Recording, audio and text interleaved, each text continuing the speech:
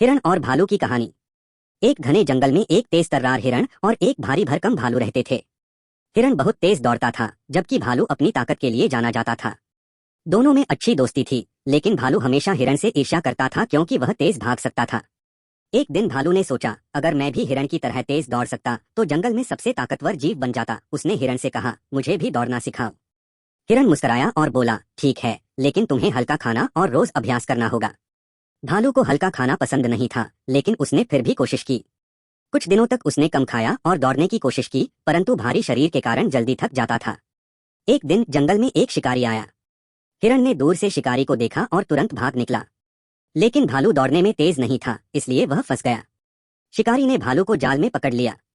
हिरण को अपने दोस्त की चिंता हुई। उसने तुरंत एक योजना बनाई। वह शिकारी के पास गया और उछल कूद करने लगा। शिकारी का ध्यान हिरण पर गया और जैसे ही उसने हिरण को पकड़ने की कोशिश की, हिरण उसे जंगल की ओर खींच ले गया। इस बीच भालू ने अपनी ताकत से जाल को तोड़ दिया और भाग निकला। भालू ने समझ लिया कि हर जीव की अपनी खासियत होती है, कोई तेज होता है तो कोई ताकतवर। दोस्ती का मतलब एक दूसरे की ताकत को पहचानना और मुश्किल समय में मदद करना होता है।